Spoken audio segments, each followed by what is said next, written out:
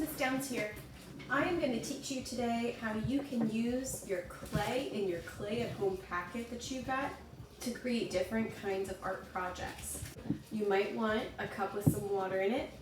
You might want a knife. I'm using a plastic knife that I got from the fast food store.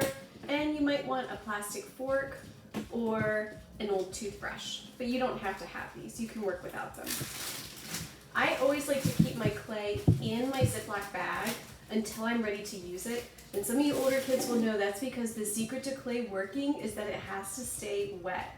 Once it dries out, it doesn't get as stretchy and squishy, and it's harder to use and it'll fall apart faster. Now I'm going to show you how to create a ball, a pancake or a slab, and a snake or a coil. Okay? So those are three different shapes. The first thing I want to do is I want to divide this clay into three sections. So I'm going to take my hands, I'm just going to pull it apart. When you're touching clay, you want to do your best to just use your fingertips. If you use the palm of your hand, your palms are really warm and it's going to dry out the clay faster. Once the clay is dry, we can't really work with it. I'll start with a ball. I'm going to take my fingertips, I'm going to hold it in my hand, and I'm going to use my fingers to just kind of smush that clay around until it's round like a baseball.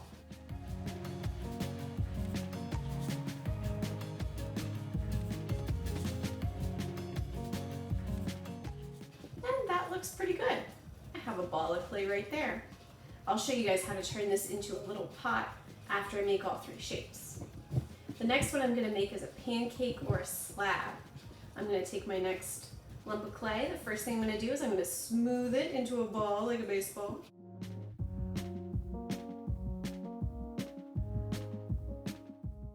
So there's my nice smooth ball. I'm going to put it down. This is the only time I use the palm of my hand, the big part of my hand. I'm going to put it on top, take both hands, squish it down flat. Now what could you do with a pancake or a slab? Well, if you have any cookie cutters at home, you could use a cookie cutter shape.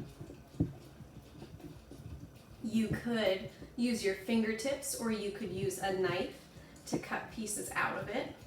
So I might use my knife to cut little shapes out to make a little heart. And that's how you make a slab. The last shape I want to show you today is a snake or a coil. And this, I'll probably take this piece and pull it in half again because the snake or the coil is a really skinny shape and you don't need a lot of clay. I might put a little bit of water on it just to make sure it's all good to go. And to make the snake or the coil, there are two ways that you could do it. You could either put it on your table and roll it with your fingertips, or if it's not getting long enough, you can take your fingertips and roll it. Just be careful of your palms.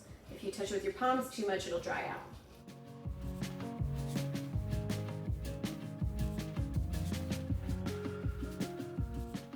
Okay, the last shape I'm going to show you guys, this one's a little bit trickier, but it's great if you want to make bigger shapes. Okay, what I'm going to show you is how to make a pinch pot. To do that, you put your finger on top, you stick your thumb in until you give your thumb a little hairdo. Here it goes. And then what I'm going to do is I'm going to use my fingertips to pinch the wall of the clay. So I'm going to stick my thumb back inside, pinch, and turn.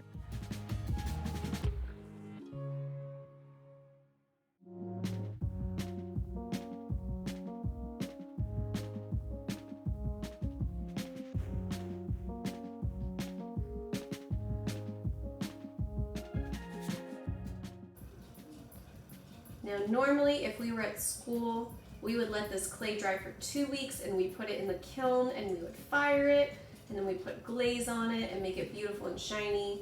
But because we are not at school, you're going to let it air dry, which means that you're just going to leave it alone for a couple of days until it's completely dry. It won't be as strong as if we use the kiln, so it will break if you drop it, so please make sure you're careful with it. There is my pot. Now, I think that it would be perfect if I could use my snake to create a handle for my pot. And to do that, I'm going to need to scratch attach. That is what my fork is for. When you scratch attach, that means that you need to scratch up, just like there's a little kitty cat there, scratch up the parts of clay that you want to attach to each other. kind of like two pieces of Velcro. I'm gonna measure my handle. Whoa, that might be too long for my handle. Let me tear this snake in half. Try again.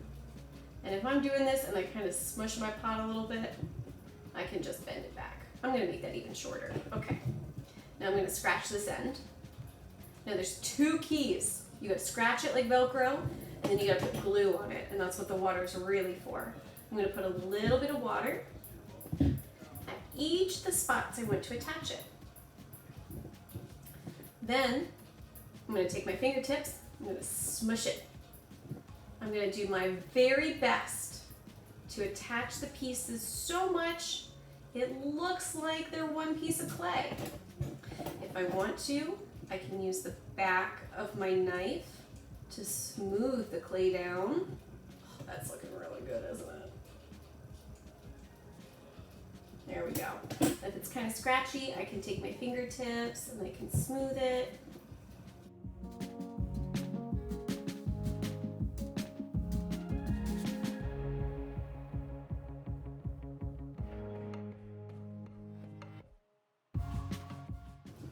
I have my heart next to it.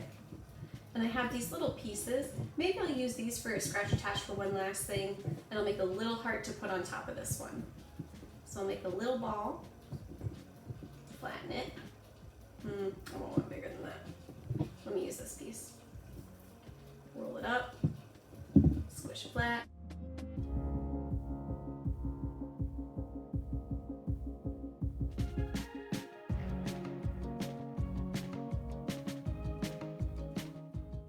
And then I can put it right on top. But remember, I must scratch the two pieces. Put on that water for that glue. And then, this is really important, you squish it down with your fingertips. Ooh, did you see that little bit of glue come out the edge? Then I can use my fingers to smooth the shape so it looks good. If you're working with it and your parents take a picture, your parents can email me. I'm at emrogers, that's my Henrico email. I miss you guys very much. I hope you have fun and stay safe. Goodbye.